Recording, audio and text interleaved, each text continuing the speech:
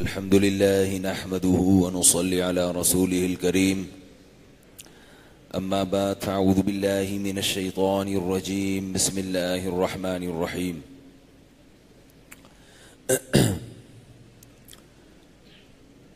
کل جو ہے بیان جلدی شروع ہو جائے گا کیونکہ تھوڑا سا ہی رہ گیا ہے.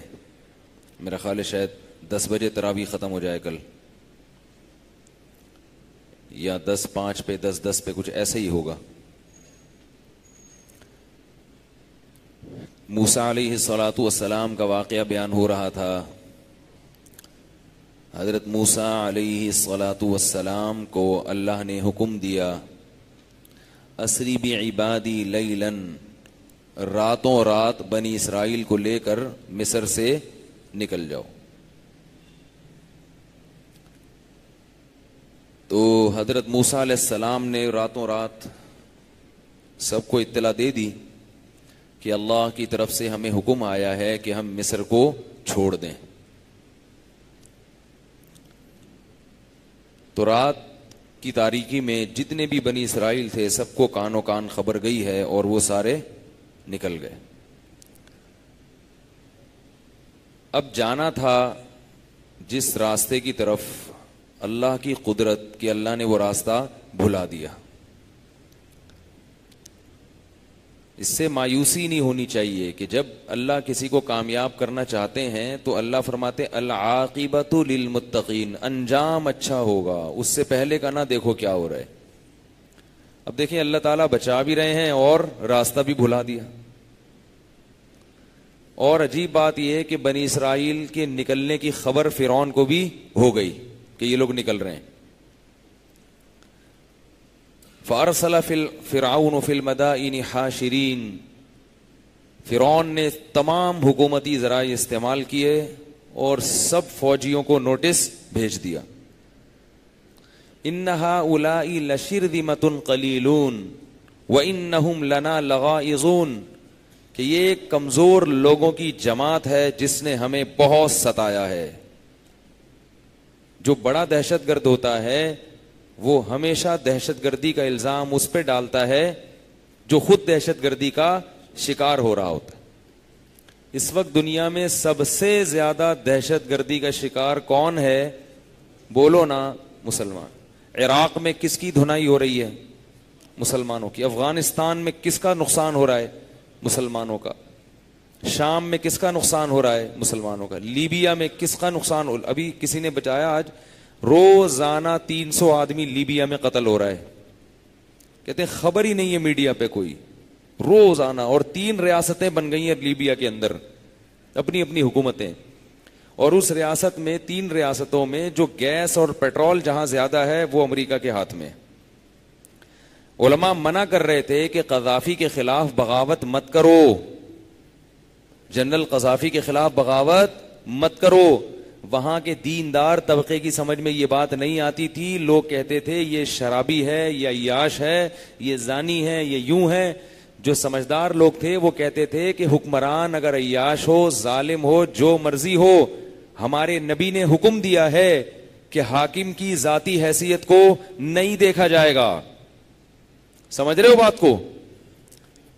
اگر اس کو ہٹانے کی کوشش کی تلوار کی طاقت سے, نتیجہ کیا ہوگا؟ اختلاف اور انتشار کی ایسی آگ بھڑکے گی کہ جس کو روکنا آپ کے لیے ممکن نہیں ہوگا. اسلامی خلافتوں میں آپ دیکھ لیں, جب ظالم حکمران کو تلوار کی طاقت سے ہٹانے کی کوشش کی گئی ہے, خلافت 2 حصوں میں تقسیم ہو گئی.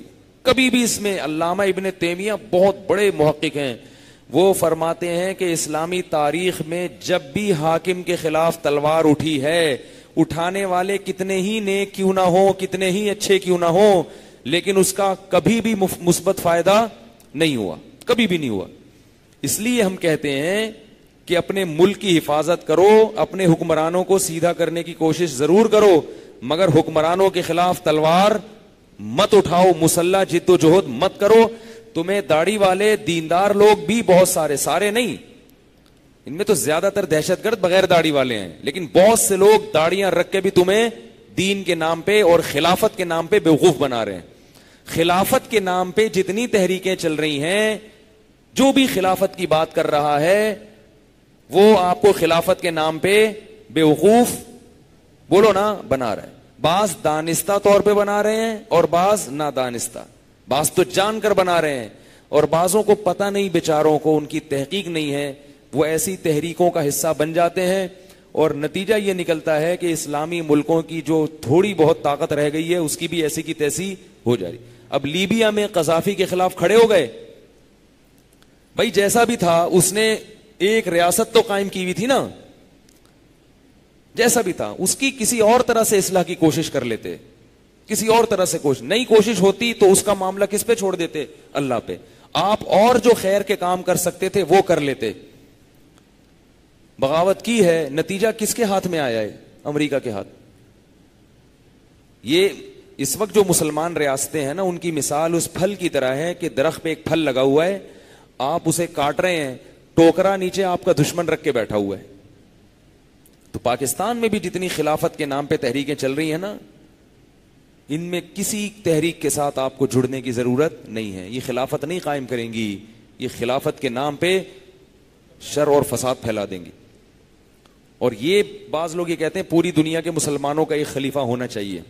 ہونا چاہیے, ہماری بھی خواہش ہے, لیکن ہر خواہش آپ کی پوری نہیں ہوتی. ایک چیز اگر صحیح نہیں ہو رہی, اس کو صحیح کرنے کا ایسا طریقہ اختیار کرنا کہ جو رہا سہا ہے وہ بھی جائے. کوئی بات نہیں اگر مسلمانوں کے کئی ممالک ہیں, ہر ایک کے الگ الگ حکمران ہیں, یہ اتنا بڑا مسئلہ نہیں ہے. ان مسلمانوں کو ایک کرنے کی کوشش کرو گے نا ایک ریاست کے تحت, اور تلوار کی طاقت سے, بغاوتوں کے ذریعے, ایک نہیں ہوں گے, درجنوں حصوں میں تقسیم ہو جائیں گے. درجنوں میں تقسیم ہو. جیسے ائمہ مجتہدین تھے نا, چاروں ائمہ, انہوں نے اجتہاد کیا تو 4 فقہ بنے ہیں. اب اگر ان کو فالو کرو گے تو 4 ہی رہیں گے. یہ ان میں سے ہر ایک کو فالو کرو گے تو کتنے رہیں گے؟ 4 رہیں گے. اور اگر آپ نے سب کو مجتہد بنا دیا کہ ہر آدمی قرآن و حدیث پہ ریسرچ کرے تاکہ یہ 4 ختم ہو جائیں, تو ختم ہو جائیں گے اور بڑھ جائیں گے, یہ جیسے کہ بڑھ رہے ہیں اور بڑھ جائیں گے. تو اس لیے یہ باتیں, بہت موضوع میرا نہیں ہے لیکن میں 2 منٹ میں اس کو سمیٹ کے پھر میں اصل موضوع کی طرف آتا ہوں. یہ بہت خطرناک آج کل یونیورسٹیوں میں, کالجز میں خلافت کے نام پہ نا ایک خلیفہ ہونا چاہیے, ایک خلیفہ ہونا چاہیے, مگر آپ یہ کام ان سے بولے نہیں کر سکتے. آپ اللہ کا واسطہ جتنی ابھی جو دم تھوڑا بہت مسلمانوں میں رہ گیا اس کو باقی رہنے دو. عراق میں یہ ہوا کیا حشر نشر ہو گیا, لیبیا میں ہوا اس کے 3 ٹکڑے کر دیے, اور سارا اس کے لیبیا اتنا معاشی لحاظ پہ مضبوط ملک تھا, اور جنرل قذافی جیسا مرضی تھا, اسلام دشمن طاقتوں کے خلاف تھا. صدام حسین جیسا مرضی تھا, اسلام دشمن طاقتوں کے خلاف تھا. اس کو بھی امریکہ نے سیاست کے ذریعے الو بنایا اور وہ باتوں میں آ گیا. اب جو موجودہ حالت چل رہی ہے نا, سعودی عرب, قطر اور یہ سارا جو بھی حالات چل رہے ہیں, اس میں ہماری کیا ذمہ داری ہے؟ اس میں ہم کسی کو برا نہیں کہتے, قطر صحیح کر رہا ہے, سعودیہ صحیح کر رہا ہے, لیکن ہمارے علماء کہتے ہیں کہ اس وقت ہماری ذمہ داری سب سے پہلی ہے حرمین کی حفاظت. لوگ کیا کرتے ہیں, سعودی عرب کے حکمرانوں کی عیاشی دکھاتے ہیں. لوگ کہتے ہیں دیکھو سعودی عرب کا بادشاہ امریکہ کے صدر کے کیسے بوٹ پالش کر رہا ہے, اس کو تلواریں ہدیہ دے رہا ہے, اس کے کیسا پروٹوکول دے رہا ہے. غلط کر رہا ہے, صحیح نہیں کر رہا, لیکن اس کا یہ مطلب ہرگز نہیں ہے کہ آپ سعودیہ کے خلاف ہو جائیں. اگر کوئی حاکم غلط کر رہا ہے تو اس کا مطلب یہ نہیں ہے کہ اس کی سزا ریاست کو دے دی جائے. اگر اس بیس پر آپ نے سعودی عرب کا ساتھ چھوڑ دیا کہ وہاں کے حکمران امریکہ کے غلام ہیں, تو نقصان کس کو ہوگا؟ مسلمانوں کا نقصان ہوگا. حرم آپ کے ہاتھ سے نکل جائے گا. پھر اگر سعودی عرب میں بادشاہت ختم ہو گئی, جیسی مرضی بادشاہت ہے, عیاش ہیں, جو مرضی ہیں, لیکن اگر یہ بادشاہت ختم ہو گئی تو وہاں خلافت آنے والی نہیں ہے. یہ دماغ سے نکال دیں. یہ سارا چلا جائے گا یہودیوں کے ہاتھ میں یا ان کے ایجنٹوں کے ہاتھ میں. بیٹھے ہوئے ہوں گے مسلمان, لیکن ان سے بڑے ایجنٹ آگے بیٹھ جائیں گے اور یہ آپ کے ہاتھ میں کچھ بھی نہیں ہوگا. پھر سارے وسائل پر ان کا قبضہ ہو جائے گا. اور یہ تو پاکستان ہے جس کی وجہ سے وہ یہ کر نہیں پا رہے ہیں. اس وقت اگر پاکستان نہ ہوتا تو آپ کا حرم محفوظ نہ ہوتا. یہ حج عمرے نہیں ہو رہے ہوتے. صرف اور صرف یہ پاکستان ہے جس کی وجہ سے اسرائیل کے ٹینک مکہ اور مدینہ کی طرف رخ کرنے سے باز آئے ہوئے ہیں. اتنی بڑی خوبصورت ریاست ہے پاکستان، اپنی تمام تر خامیوں کے باوجود یہاں کے حکمرانوں کو آپ جو مرضی کہیں، یہاں کی فوج کو آپ جو مرضی کہیں، ہمیں کوئی اعتراض نہیں ہے، لیکن اگر آپ کے حرمین کا دفاع ہو رہا ہے تو صرف اور صرف پاکستان آرمی کے ذریعے ہو رہا ہے، معذرت کے ساتھ، صرف اور صرف کس کے ذریعے ہو رہا ہے؟ آرمی کے ذریعے۔ کیوں؟ آپ کہہ سکتے ہیں ہماری آرمی تو ایسی نیک نہیں ہے، تو نیک کی بات ہی نہیں ہوتی۔ اللہ نے اس دنیا کو اسباب کے ساتھ جوڑ دیا ہے، آئی بات سمجھ میں؟ اللہ نے اس دنیا کو کس کے ساتھ جوڑ دیا ہے؟ اسباب۔ اللہ نے کہا کہ ان غیر مسلم ریاستوں کے خلاف طاقت بناؤ، طاقت۔ اللہ یہ نہیں کہا کہ ان کے خلاف نیک ہو جاؤ، بہت زیادہ نیک بھی ہو، مگر اعدوا لهم ما استطعتم من قوہ ترہبون به عدو اللہ وعدوکم، اتنا ہتھیار بناؤ، اتنا ہتھیار بناؤ کہ اس کے ذریعے تم اللہ کے دشمنوں کے دلوں میں روب ڈال دو۔ کس کے ذریعے؟ ہتھیار کے ذریعے۔ قرآن کہہ رہا ہے یہ ہتھیار کے ذریعے۔ آج سعودی عرب کے پاس ایسا ہتھیار نہیں ہے جس کی وجہ سے امریکہ اس سے کانپتا ہو، پاکستان کے پاس ایسے ہتھیار ہیں جس کی وجہ سے دنیا کانپتی ہے۔ نہیں آ رہی میرے خیال ہے، بہت مشکل ہے سمجھانا۔ تو اس لیے اپنے ملک سے بھی محبت کرو، جو مرضی ہے، لیکن یہی ہے آپ کے پاس، اس کے علاوہ آپ کے پاس کوئی آپشن نہیں ہے۔ یہاں اگر خلافت کے نام پہ بغاوت شروع کر دی، خلافت نہیں آنے والی، پتہ نہیں کیا آ جائے گا یہاں پہ۔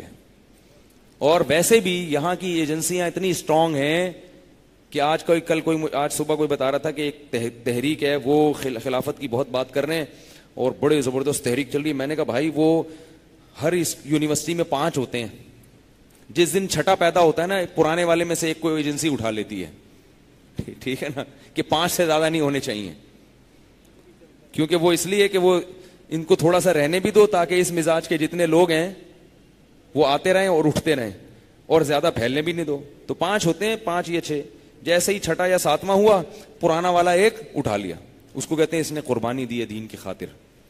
یہ کیا ہے؟ دین کی خاطر، خلافت کے لیے اس نے قربانی۔ پھر وہ 5 مل کے محنت کر رہے ہوتے ہیں، 5واں جو نیا آیا ہے، پھر وہ ایک کسی اور کو یونیورسٹی میں خلافت کی تحریک میں لے آتا ہے، وہ والا بھی خلافت میں آیا تو پرانا والا ایک اٹھ گیا۔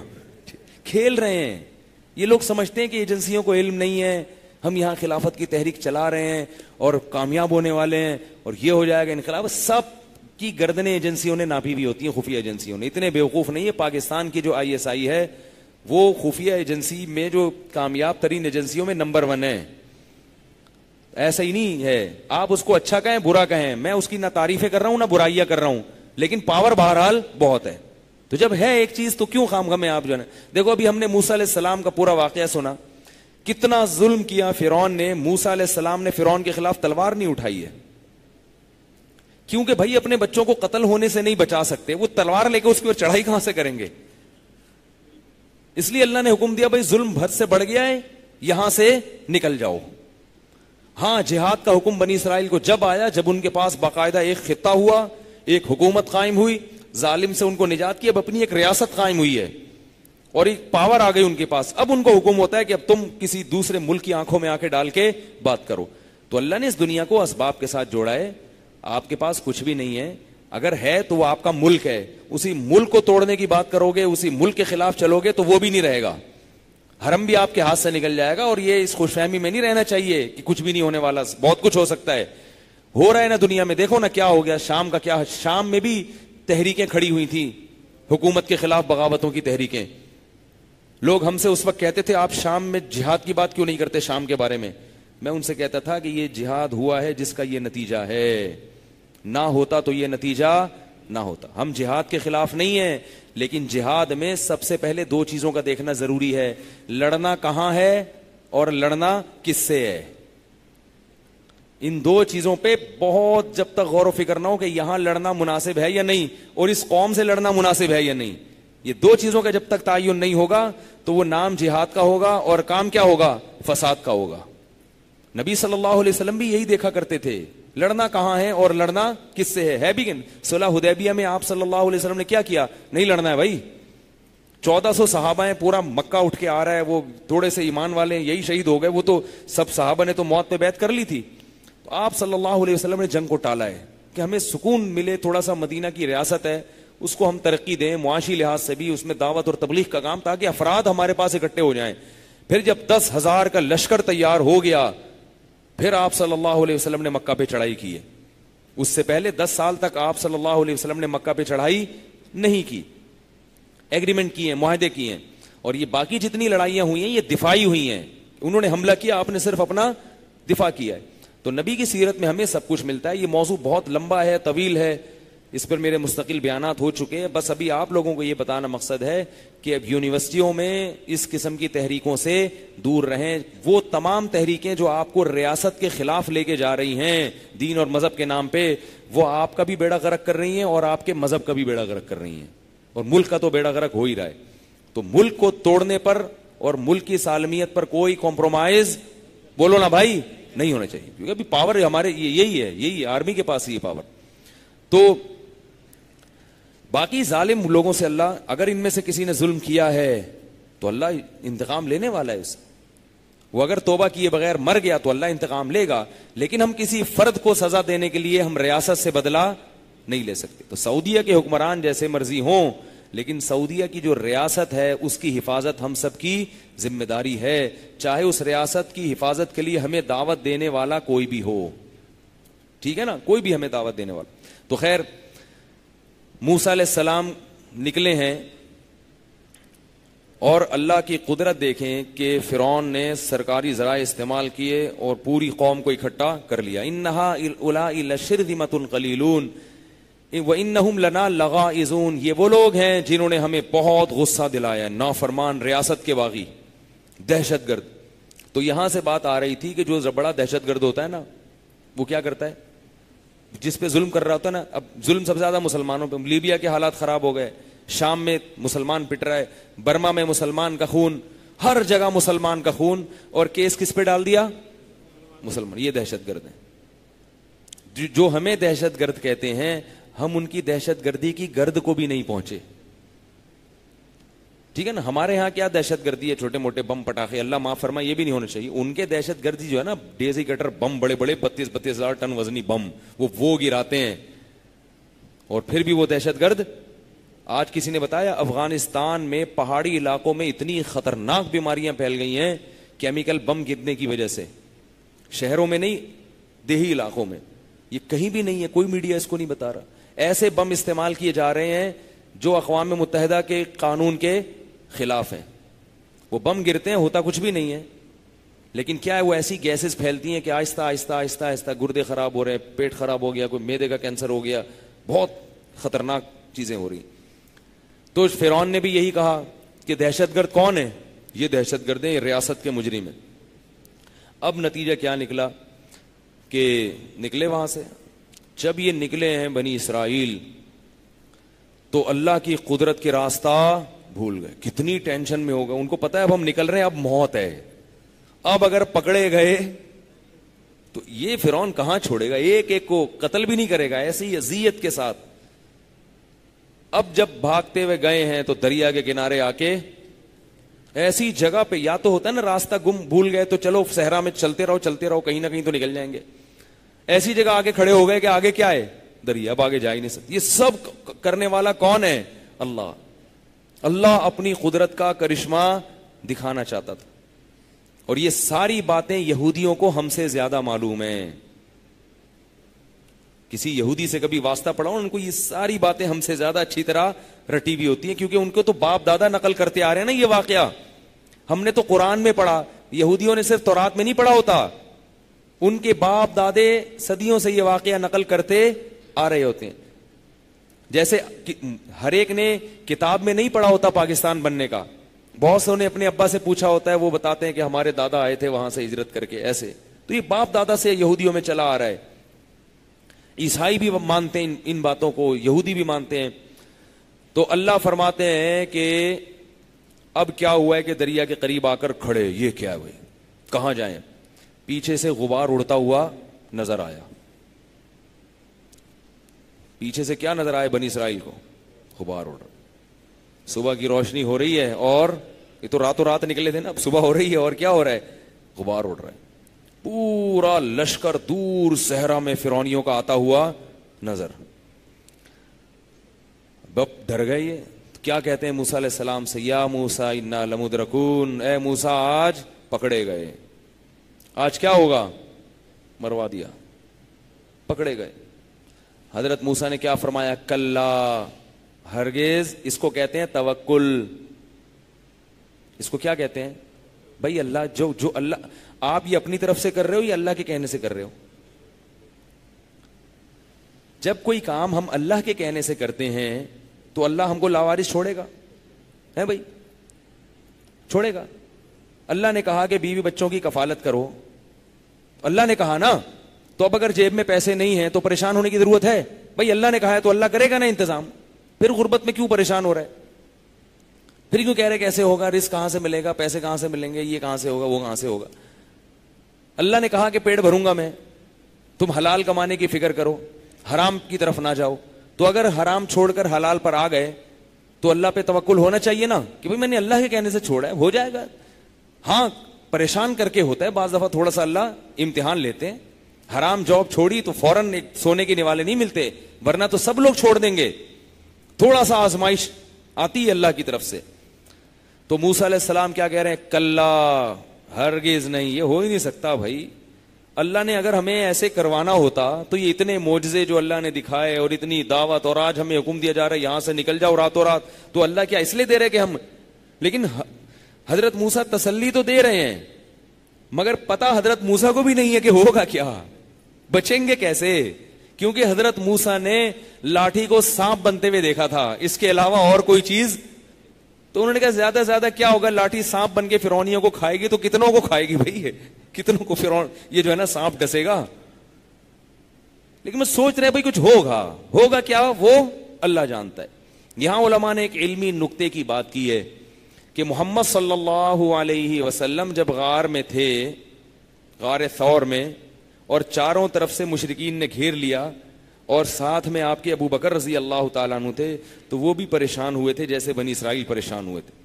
اس وقت نبی نے کیا فرمایا تھا؟ ان اللہ معنا, اللہ ہمارے ساتھ ہے.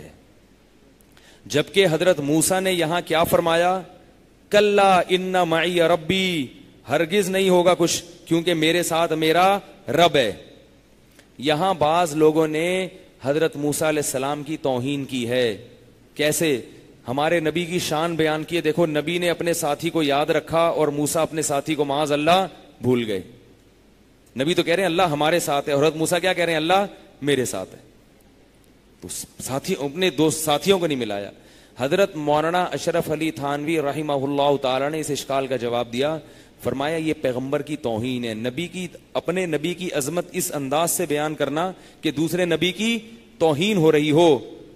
کہنے والے کا مقصد تو نبی صلی اللہ علیہ وسلم کی تعظیم ہے, مگر تعظیم کا یہ طریقہ کہ دوسرے نبی کی توہین ہو رہی ہو, یہ غلط ہے. نبی کبھی اپنے ساتھیوں کو نہیں بھولتے.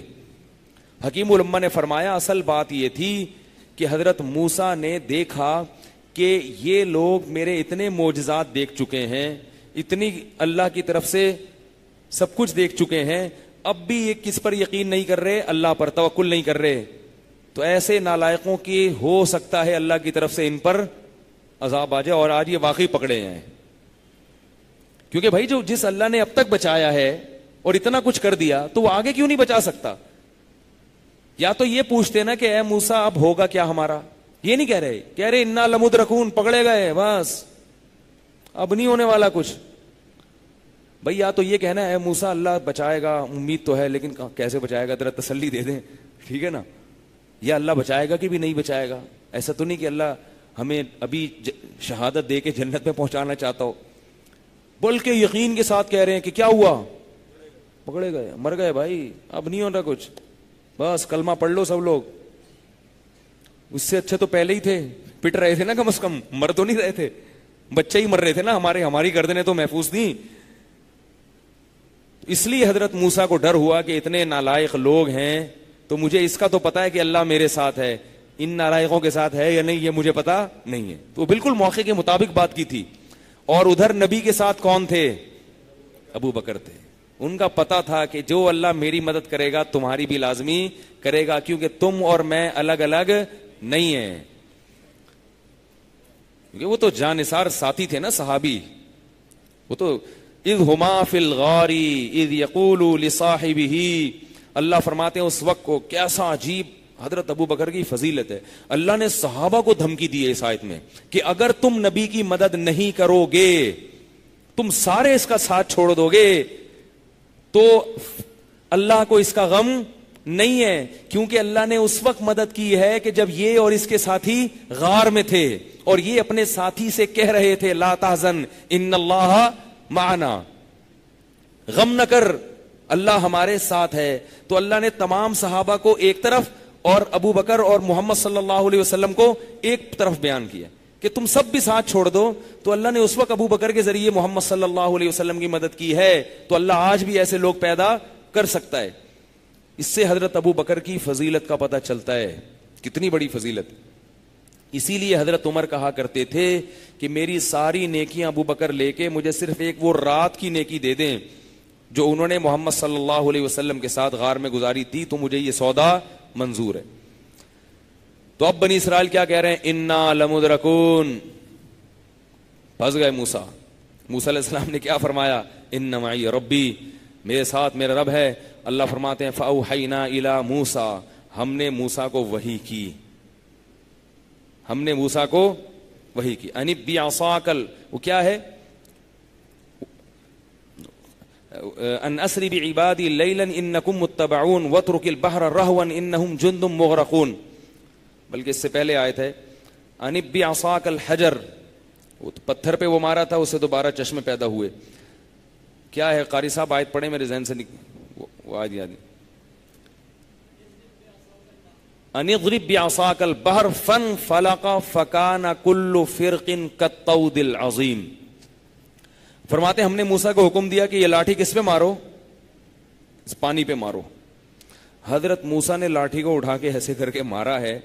اللہ فرماتے ہیں فکان کل فرق کالطود العظیم، دونوں طرف سے پانی پھٹا ہے اور پہاڑوں کی طرح پانی دونوں طرف کھڑا ہو گیا، ایسے وادی بن گئی درمیان میں.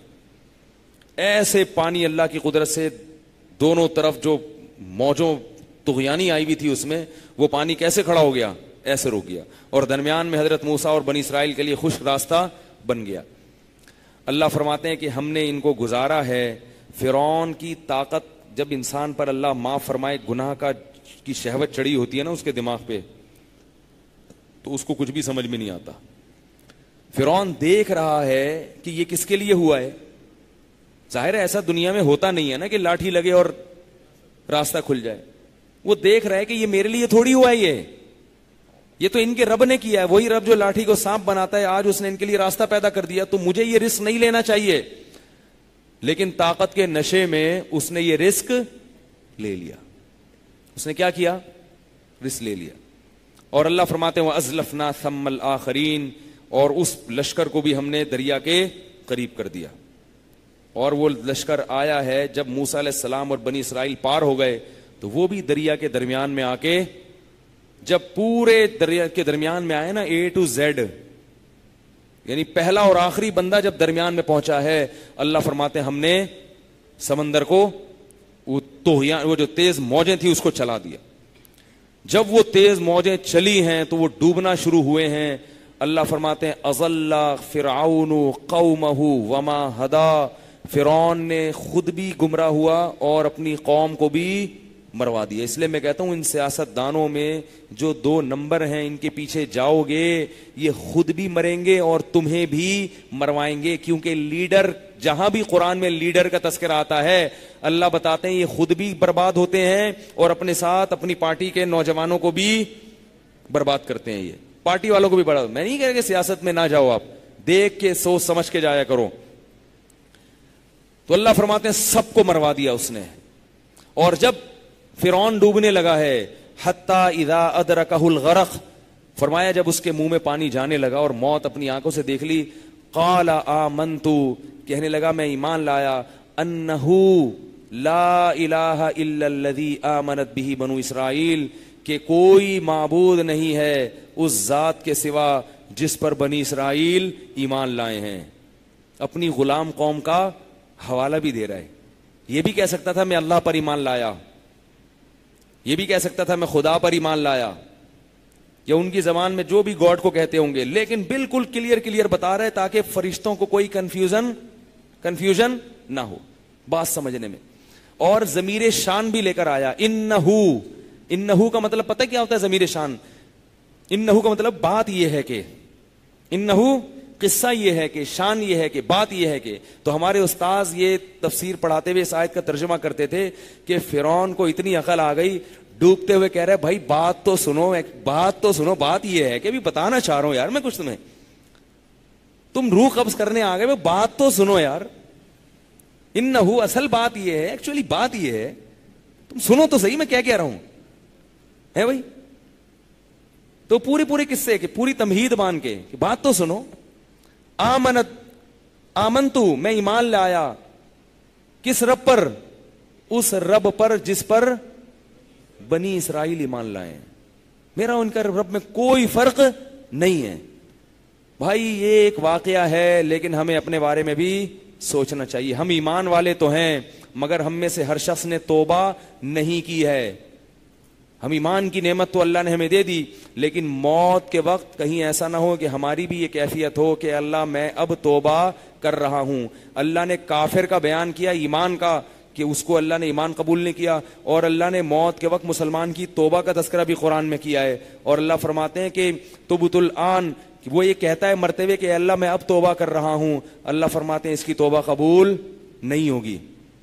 اللہ نے گنہگار مسلمان کا بھی ذکر کیا کہ جب وہ مرتے ہوئے توبہ کرتا ہے تو اللہ اس کی توبہ قبول نہیں کرتے, اور اللہ نے کافر کا بھی ذکر کیا کہ مرتے ہوئے کلمہ پڑھتا ہے تو اللہ اس کے کلمے کو قبول نہیں کرتے. اس لیے فرعون کے حالات سے عبرت حاصل کرنی چاہیے.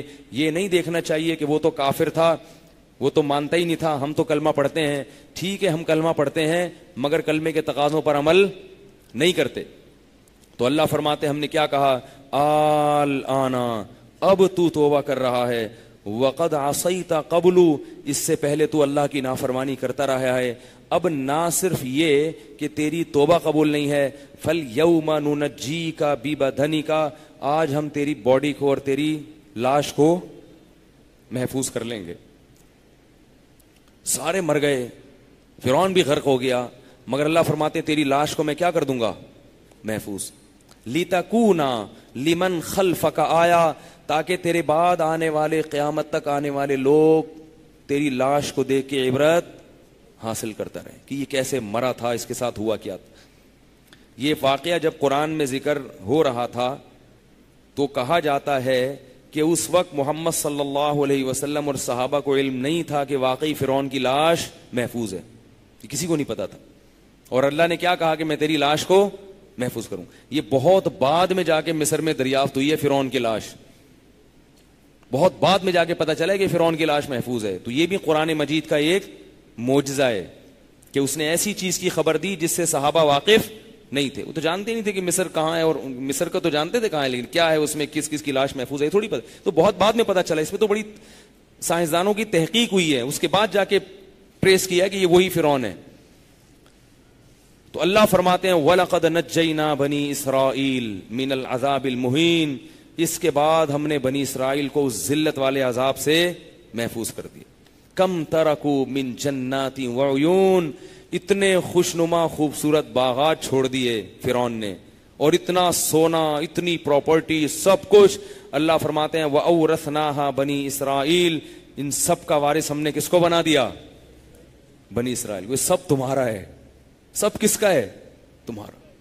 ایسے خوش ہوئے بنی اسرائیل کہ بچے بھی قتل ہونا بند, عورتوں کی عزتیں بھی محفوظ, وہ جو غلام بنے ہوئے تھے وہ بھی ختم.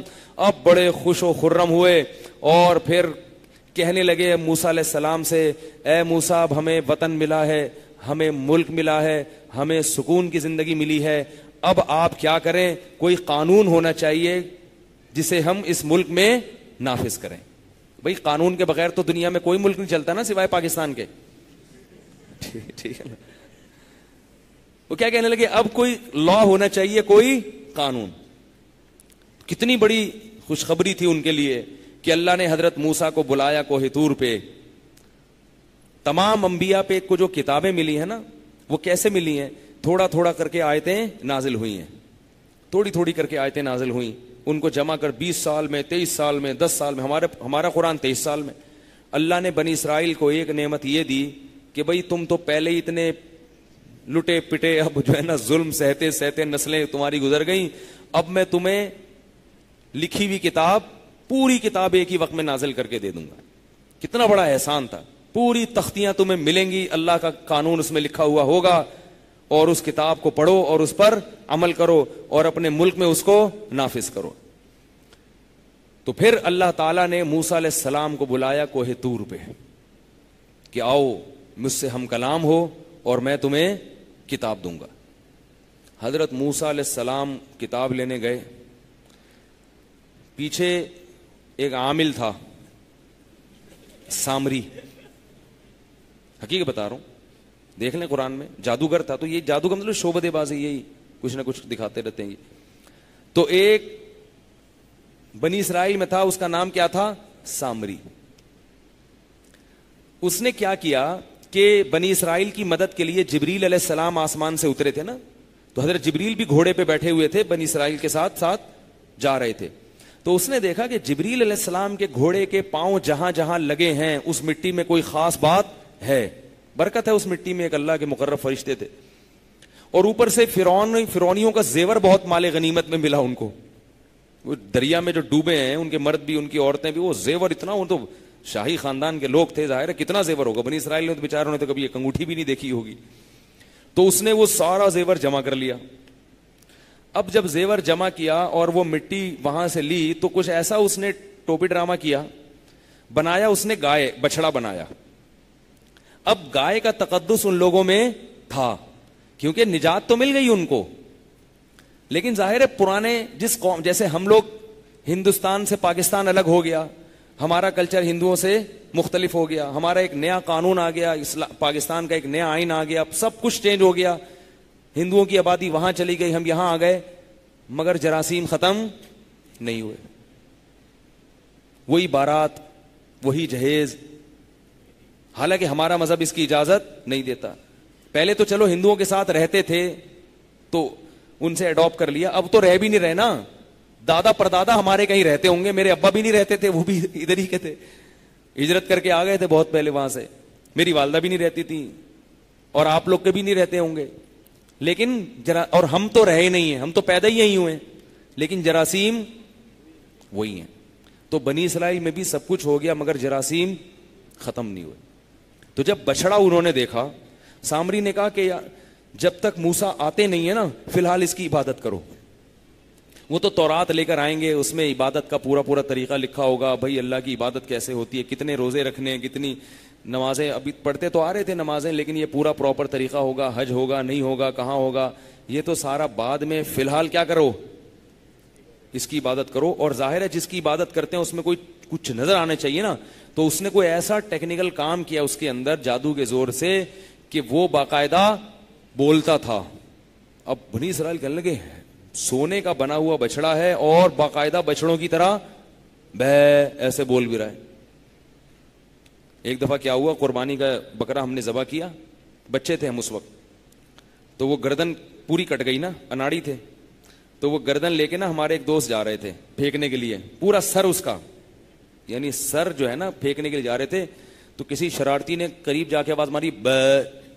اب جب بے ماری تو ہم یہ سمجھے کہ اس کے اندر سے آواز آئی ہے، وہ سارے ڈر گئے، بھائی بچے بھاگ گئے، وہ ڈر گئے کہ اس کے اندر سے کہاں سے آواز، یہ تو کٹا ہوا ہے۔ تو اس نے پتہ نہیں کیا ٹیکنیکل کام کیا سامری نے کہ وہ بچڑے کے اندر سے باقاعدہ خوار آواز آنے لگی اس کی۔ بنی اسرائیل نے کہا کچھ تو ہے۔ جیسے یہ جب عاملوں کے پاس جاتے ہیں نا، دو چار شعبدے دیکھے کہ بھائی اس نے میری جیب میں بتا دیا کہ موبائل رکھا ہوا ہے، یہ والا موبائل ہے، میری گھڑی کا نام بتا دیا حالانکہ دیکھا نہیں ہے، تو اس سے کیا ہو جاتا ہے، ایمان لے آتے ہیں۔ وہ بھائی کچھ کر دیا ہوگا، کوئی ٹوٹکا ہوگا اس کے پاس، کوئی چکر ہے، کوئی بندہ بٹھایا ہوا ہوگا پہلے سے کہ دیکھو اس کو کیا کیا اس کی جیب میں، تو ایسا تھوڑی عالم الغیب تھوڑی کوئی ہو سکتا ہے۔ تو اس نے بھی کوئی ایسا ٹیکنیکل کام کیا، نتیجہ کیا نکلا، بنی اسرائیل وہاں اعتکاف کر کے، جیسے آپ لوگ مسجد میں اعتکاف میں بیٹھے ہوئے نا، سارے ایسے یوں کر کے مسٹنڈوں کی طرح بچڑے کے آگے یوں کر کے بیٹھ گئے، یوں کر کے منہ نیچے۔ اب ہارون علیہ السلام کو بڑا غصہ آیا، کیونکہ حضرت موسیٰ حضرت ہارون کو پیچھے چھوڑ کر گئے تھے کہ اس قوم کو کا خیال کرنا، اس کو غلط حرکتوں میں نہ جانے دینا، کیونکہ جانتے تھے بڑے نالائق لوگ ہیں۔ ہارون علیہ السلام نے ان کو سمجھایا تو قوم میں پھوٹ پڑنا شروع ہو گئی۔ تو ہارون علیہ السلام نے یہ کہہ کے چھوڑ دیا کہ یہ لڑیں نہیں، فی الحال ان میں اتحاد رہے، جو میرا فرض تھا ادا ہو گیا، اب جب موسیٰ علیہ السلام آئیں گے تو خود ہی ان سے نمٹیں گے۔ ادھر موسیٰ علیہ السلام تورات لے کر واپس پہنچے ہیں،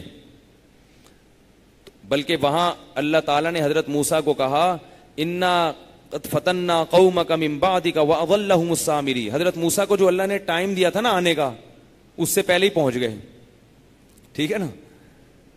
اللہ نے حضرت موسیٰ کو ٹائم دیا تھا کہ اس دن آنا، اتنے وقت پہ آنا، اور حضرت موسیٰ پہلے ہی پہنچ گئے۔ اللہ نے کہا حضرت موسیٰ سے کہ آپ کو تو میں نے یہ وقت نہیں دیا تھا، انہوں نے فرمایا عجلت الیک ربی لترضی، اللہ تجھے خوش کرنے کے لیے پہلے ہی آ گئے، یعنی محبت تھی کہ جو ٹائم دیا تھا اس سے پتہ چلتا ہے جس سے محبت ہو تو اس سے ملاقات کے لیے جانا ہو تو جتنے گھنٹے پہلے پہنچے گا اس کی علامت ہے اتنی محبت زیادہ، اور جتنا لیٹ پہنچ رہا ہے اس قرآن کے اس واقعے سے پتہ چلتا ہے، جتنا لیٹ پہنچ رہا ہے اس کا مطلب تعلق اتنا ہی کمزور ہے۔ آپ دیکھ لیں اگر کسی سے سیٹنگ ویٹنگ اللہ نہ کرے چل رہی ہو، احتیاطاً 1 گھنٹہ پہلے جا کے بیٹھ جاتے ہیں پارک میں، یا ٹریفک جیم بھی ہو سکتا ہے، کوئی مسئلہ بھی ہو سکتا ہے، اور نماز میں بالکل آخری وقت میں جب اللہ کا دربار لگتا ہے تو بالکل آخری ٹائم پہ اتنا سستی سے آتے ہیں۔ نبی نے فرمایا کہ جو صف اول میں نماز پڑھتے ہیں قیامت کے دن اللہ کے قریب بھی وہی لوگ ہوں گے، اللہ کہیں گے دنیا میں میرے قریب تھے تو آخرت میں بھی میرے قریب، اور جو پیچھے ہوتے ہیں قیامت کے دن بھی وہ کہاں ہوں گے؟ پیچھے ہوں گے، اور جو آتے ہی نہیں وہ ہوں گے ہی نہیں، دربار میں ہی نہیں ہوں گے۔ یہی ہے، یہی دنیا آخرت جو ہے نا وہ اسی کی عکاسی ہے، جو یہاں ہو رہا ہے وہی اللہ دکھا دیں گے آخرت میں۔ تو حضرت موسیٰ علیہ السلام وقت سے پہلے پہنچ گئے۔ اللہ نے فرمایا کہ آپ تو وقت سے پہلے آ گئے، مجھے خوش کرنے کے لیے محبت میں آ گئے، لیکن آپ کے پیچھے آپ کی قوم بگڑ گئی ہے۔ اضلهم السامری، سامری نے ان کو گمراہ کر دیا ہے۔ حضرت موسیٰ غضبناک ہو کے پہنچے کہ ابھی اللہ نے اتنا کرم کیا تمہارے اوپر، تمہیں ظلم سے نجات دی، اور اتنا کچھ اللہ نے انعامات کی، احسانات کی، اور تم یہ کرنا شروع کر دیا تم نے۔ واپس گئے ہیں اور اپنے بھائی کی داڑھی جا کے پکڑی ہے، سب سے پہلے اپنے بھائی کی داڑھی پکڑی کہ جب یہ تم نے اس قوم کو دیکھا کہ بچڑے کی عبادت کر رہی ہے، تم نے اس قوم کو روکا کیوں نہیں؟ انہوں نے فرمایا یا ابن امّا لا تأخذ بلحیتی ولا براسی، اے میری ماں کے بیٹے میری داڑھی اور میرے سر کے بالوں کو نہ پکڑو۔ جلال تھا نا حضرت موسیٰ میں، ادھر سے سر کے بال پکڑے ہوئے تھے بھائی کے، اور ادھر سے داڑھی پورا گرفت میں لیا ہوا تھا، یہ کیا ہو رہا ہے، یہ کیسے عبادت کر رہے ہیں یہ؟ انہوں نے فرمایا کہ میں نے کوشش کی مگر ان میں پھوٹ ڈلنے لگی تھی، لڑائیاں شروع ہو رہی تھیں، تو اس لیے میں رک گیا۔ تو ان کو تو پھر حضرت موسیٰ نے ان کی مغفرت کے لیے بھی دعا مانگی، اپنے لیے بھی۔ پھر بنی اسرائیل کو کہا تو وہ بھی توبہ طائب کرنے لگے۔ تو پھر اللہ نے حضرت موسیٰ کو کہا کہ جنہوں نے بچڑے کی عبادت کی ہے ان کی سزا یہ ہے کہ وہ اپنے آپ کو قتل کے لیے پیش کر دیں۔ سزا کیا ہے؟ بولو بھائی، گردن۔ جو اپنے آپ کو خود سے پیش کر دے گا، گردن اڑوا دے گا، اس کا یہ جرم معاف، جنت میں جائے گا، ورنہ معافی نہیں ہے۔ تھے تو مسلمان بالآخر، جنہوں نے اچھا قتل کریں گے کون؟ جنہوں نے عبادت نہیں کی۔ کچھ ایسے بھی تھے اچھے جنہوں نے نہیں کی، جنہوں نے نہیں کی وہ قتل کریں گے ان کو جنہوں نے عبادت کی ہے۔ تو وہ بہرحال اپنے آپ کو انہوں نے پیش کر دیا قتل کے لیے، ان کو پتا تھا اللہ کا عذاب آئے گا، جو اللہ فرعون کو غرق کر سکتے ہیں وہاں پہ وہ ہمیں ویسے نہیں مار سکتے۔ تو انہوں نے کیا کیا کہ اپنے آپ کو قتل کے لیے پیش کر دیا۔ اللہ نے ان پہ رحم کھایا اور ان کے گناہ کو بغیر قتل کے ہی معاف کر دیا، لیکن سامری کی معافی نہیں ہوئی۔ حضرت موسیٰ نے سامری کو کہا کہ تو نے یہ کیوں کیا؟ اس نے کہا میں نے دیکھا کہ ایسا کچھ ہو رہا ہے تو مجھے کچھ سوجی شرارت ایسے کر دیا میں نے۔ حضرت موسیٰ نے بد دعا دی فَإِنَّ لَكَ فِي الْحَيَاةِ أَن تَقُولَ لَا مِسَاس، اب تو ساری زندگی لوگوں کو یہ کہتا پھرے گا کہ مجھے کوئی ہاتھ نہ لگائے۔ کوڑ کی گندی بیماری ہو گئی اس کو، وہ ایسی بیماری ہاتھ لگاتے ہی پھیلتی ہے نا وہ بیماری، تو کوڑ کی بیماری ایسی ہے کہ بہت تیزی سے پھیلتی ہے، اس کو عربی میں جزام کہتے ہیں۔ حدیث میں آتا ہے فر من المجزوم فرارک من الاسد، جزام کے مریض سے ایسے دور بھاگو جیسے شیر سے بھاگتے ہو، وہ فوراً لگتا ہے جزام کا جو مرض ہے، ایسے اس کے جراثیم منتقل ہوتے ہیں. باقی کسی بیماری کے بارے میں نبی نے یہ نہیں فرمایا کہ بھاگو, بلکہ اللہ پہ اعتماد کرنے کا حکم دیا کہ مریض سے زیادہ دور نہ بھاگو, کوئی بات نہیں, اس کی خدمت کرو. لیکن جزام کے بارے میں فرمایا. تو اس کو ایسی بیماری ہو گئی کہ بس وہ لوگوں سے کہتا پھرتا تھا کوئی میرے قریب نہ آئے. فرمایا وَإِنَّ لَكَ مَوْعِدًا لَن تُخْلَفَ, یہ تو دنیا کا عذاب ہے اور موت کے بعد کا عذاب تیرا لیے اس سے زیادہ ہے جس کا میں تجھ سے وعدہ کر رہا ہوں. یعنی اس کو بد دعا دے دی حضرت موسیٰ علیہ السلام نے, اور بتایا وانظر الی الہک الذی. آخری بات کر کے اپنی بات پھر یہ واقعہ میں مزید کل انشاءاللہ بیان کروں گا. کل ختم قرآن بھی ہے تو دیکھوں گا یہی موضوع کرنا ہے یا ختم قرآن کی مناسبت سے موضوع تبدیل کرتا ہوں. تو اور یہ بھی کہا, اب یہ بات سمجھو, وانظر الی الہک الذی غلط علیہ عاکفہ, یہ جو تیرا معبود ہے نا جس کے گرد تو سر لٹکا کے بیٹھا ہوا تھا اور تم سب اس کی عبادت کر رہے تھے, لَنُحَرِّقَنَّهُ, اس کا اب انجام دیکھو میں کرتا کیا ہوں, اس کا انجام دیکھو میں اس کے ساتھ, یہ ٹیکنیکل پوائنٹ ہے اس کو نوٹ کر لو, اس کا انجام دیکھو میں اس کے ساتھ کرتا کیا ہوں. لَنُحَرِّقَنَّهُ, آگ میں ڈالوں گا اس کو, ثُمَّ لَنَنْسِفَنَّهُ فِي الْيَمِّ نَسْفًا, اور راکھ بنا کے دریا کی موجوں کے حوالے کر دوں گا. اس سے زیادہ ذلیل کوئی کسی کو کر سکتا ہے؟ یہ اس کے ساتھ ہونے والا. کیا مطلب؟ جب آپ کے دل میں کوئی ناجائز عقیدت پیدا ہو گئی ہے, ناجائز عقیدت کا مطلب یہ ہے کہ خامخواہ میں آپ اس سے ڈر رہے ہیں جبکہ اس کے پاس ہے کچھ بھی نہیں, تو بالکل اپوزٹ میں ایسا کام کریں جس سے آپ کے دل سے اس کا تقدس نکل جائے. اسی لیے میں کہتا ہوں کہ عاملوں کی عظمت دل سے نکالنے کے لیے اتنا کافی نہیں ہے کہ آپ ان کے پاس جانا چھوڑ دیں. یہ ضروری ہے کہ آپ ان کے پاس جائیں, آپ ان سے بولیں کہ تمہارے اندر جو دم ہے نا کرنے کا, تعویذ گنڈے فلیتے پلیتے دو جہاں رکھنے رکھاؤ, میں رکھ کے دکھاؤں گا, انشاءاللہ کچھ بھی نہیں ہوگا. نہیں یاری بات میں رکھا لیں, کانفیڈنس پیدا کریں.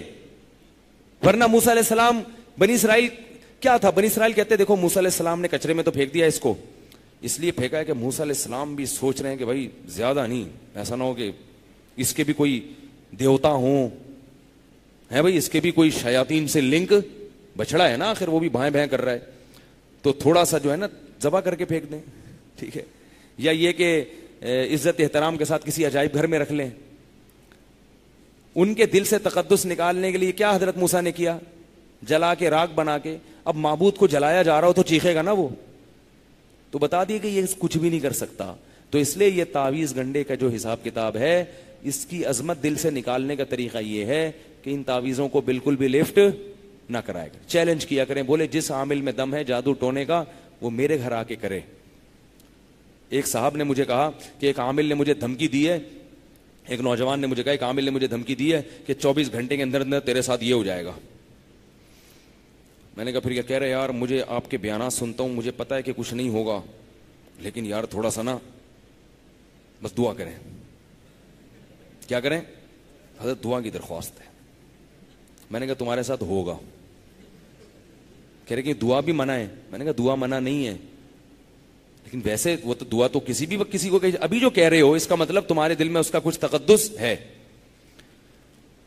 اور دوسرا, مجھے فون کر کے بتا کیوں رہے ہو؟ اس لیے بتا رہے ہو نا کہ شاید کوئی مشورہ دیں, کوئی احتیاطی تدبیر.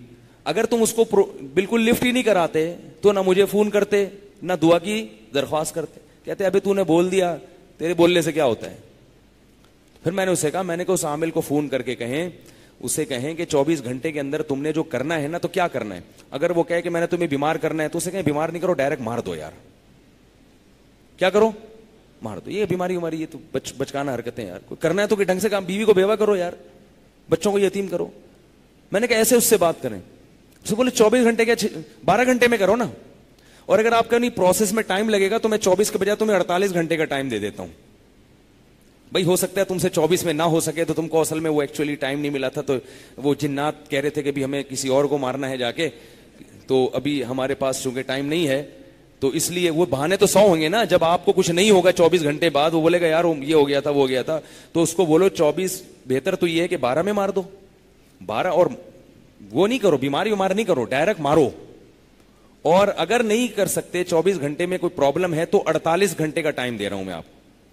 اور یہ بولو کہ میرے بال کو بھی کچھ ہو گیا نا تو میں تیری عظمت کو سلام کروں گا, ایک بال بھی میرا ٹوٹ کے گر گیا, اور یہ بتا دوں کہ اگر تو نے مجھے دوبارہ دھمکی دی تو میں 24 نہیں, میں 2 گھنٹے کے اندر اندر تیرے ساتھ وہ کچھ کروں گا کہ تیری نسلیں یاد رکھیں گی.